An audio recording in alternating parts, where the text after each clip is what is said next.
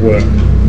Now these battles in the society are material facts in the society, and consequently, although the dominant ideas will remain bourgeois ones, this dominance can never be total. There will always be a minority of the working class who will reject this, the explanation given by the bourgeoisie for the class struggle and for their deprivation. Because, for obvious reason, that there is a direct contradiction between the facts of class society and the explanation for these facts, which is provided by the bourgeoisie. The communist minority will understand and interpret the events of the class struggle in the light of the class's historical evolution, its historical attempts to liberate itself from capitalist oppression, and its future role in the creation of communism. The raw material of the class struggle will be actively restructured in the light of this historical materialist understanding of society. And this will produce a communist consciousness which will be in total opposition to the dominant ideas in society. However, we must be clear about this, that while capitalist society continues to function, this communist consciousness can only be held by a minority of the society for the simple reasons which I've given. Well, the first speaker said, well, if you're right, we can never have communism, therefore you're wrong. Well, we think you can have communism, and we think that ideas can be changed on a mass scale. How do we think this can be brought about? Well, we think it can occur through revolutionary practice. And this is something which the SPGB has no understanding of, that there is a dialectical relationship between ideas and practice, or as Marx says, between practice and comprehension of that practice. In the theses on Feuerbach, which have already been mentioned tonight, Marx says the coincidence of the changing of circumstances and of human activity or self-activity can be conceived and rationally understood only as revolutionary practice.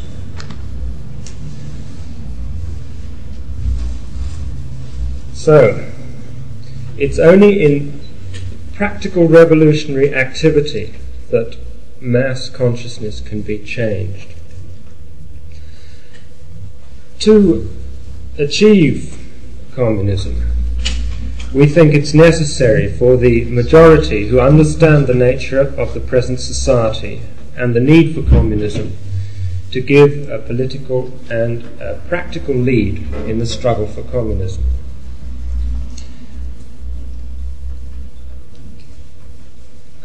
It's only through the practical struggles of the working class and through the interpretation of these struggles, which is provided by the communist minority, that communist ideas on a broader scale can gain acceptance in the working class.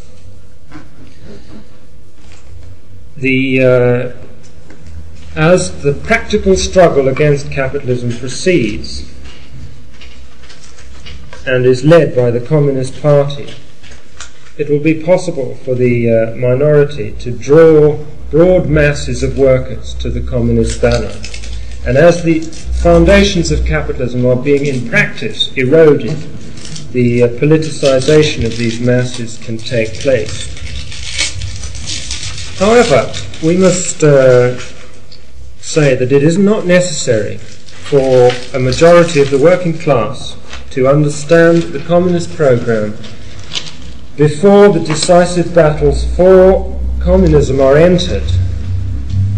We say this is not necessary because the battles themselves will provide the soil for the growth of communist consciousness and for a massive strengthening of the proletarian forces.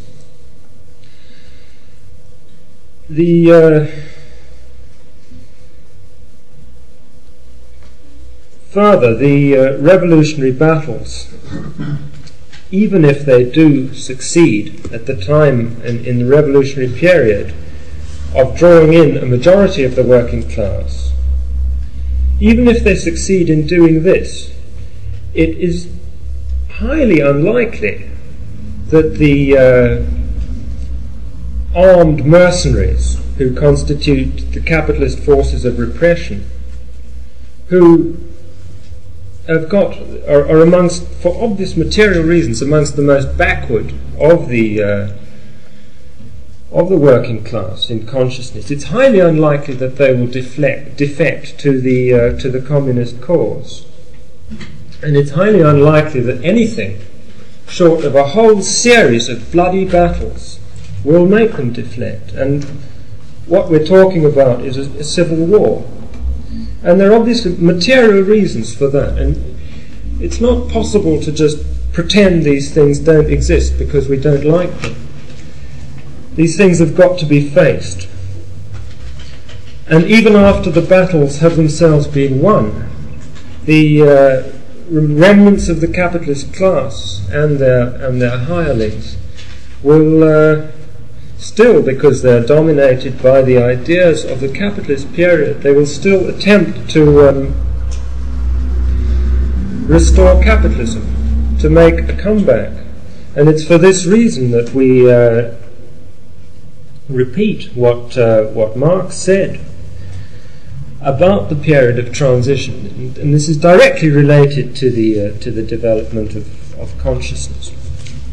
He said, between capitalist and communist society lies a period of revolutionary transformation of the one into the other. There corresponds to this also a political transition period, in which the state can be nothing but the revolutionary dictatorship of the proletariat.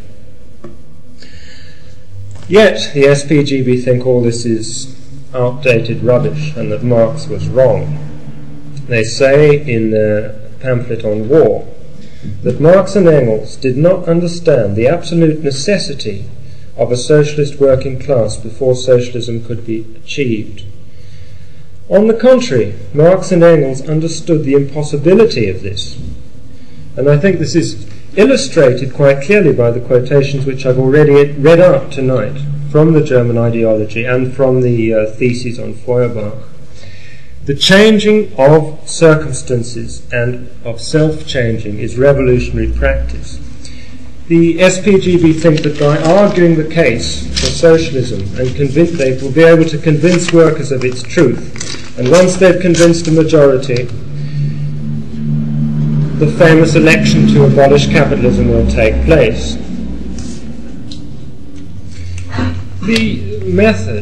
The method behind this reasoning is idealism. First we have the idea of socialism. Then the idea becomes sufficiently strong. And when it's sufficiently strong, it expresses itself in the deed, the abolition of capitalism by Parliament.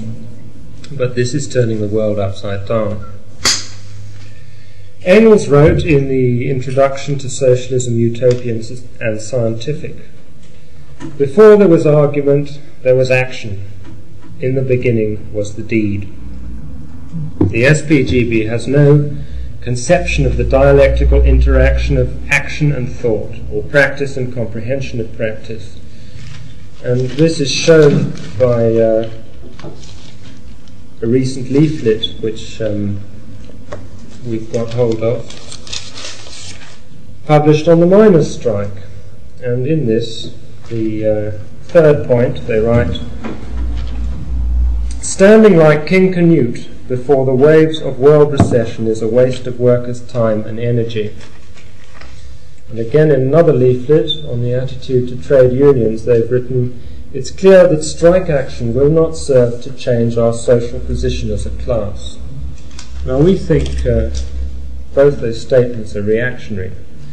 It's only through practical challenge to the system, through strikes, through a refusal to accept the austerity and the burden of the crisis, it's only through these practical actions and understanding and seeing that they are always defeated by the bourgeoisie, it's only through this process that a space for communist understanding can open up, that a communist interpretation of the facts can be accepted.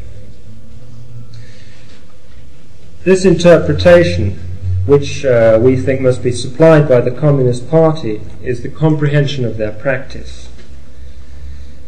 And it's only through this process that the working class can advance to communist consciousness and to revolution. If workers were to stop wasting their time in strikes and practical struggle against the capitalist system as the SPGB advised them, there would be no chance whatever of revolution or socialism. I wish to look lastly at another argument of the SPGB, that if it's possible for one worker to be converted to socialism, then why is it not possible for a majority to be converted to socialism, which we have heard from time to time.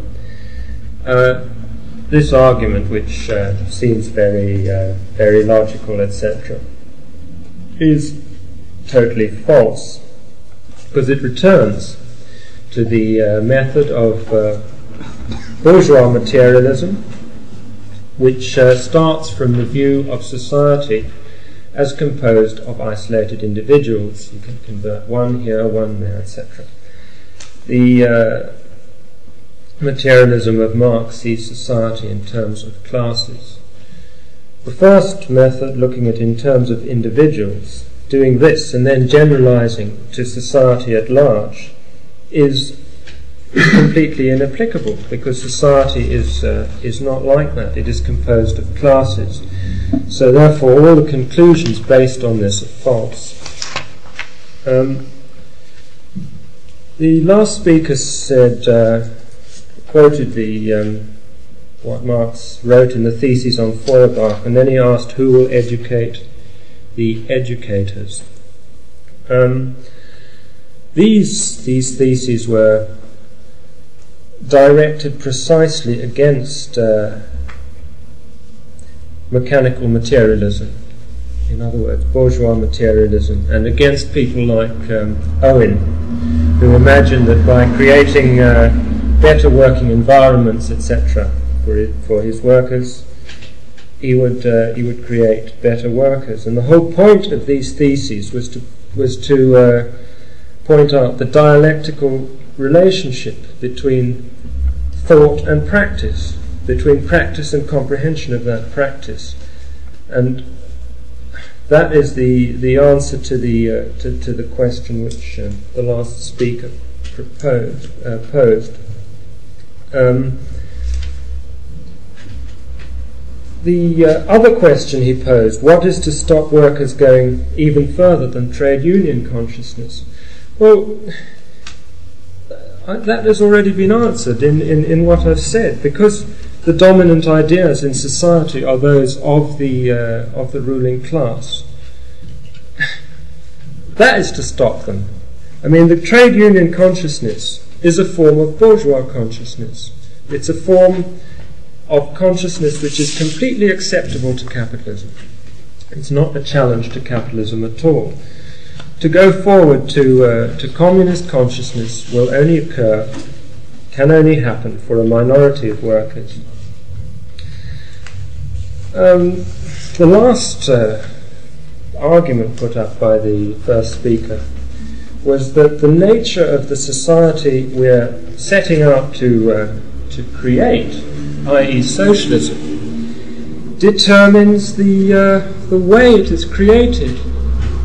Now this was basically what he was saying at the beginning. Now this is for us a very strange view, and again it's putting everything upside down. The basis, the way in which we create communism is determined by capitalism, by the world we live in today, not by the way the world's going to be when we've finished and got communism. What we do today is determined by the way we live today, by the way society is structured today, by what we're facing outside, not by what's existing in the future.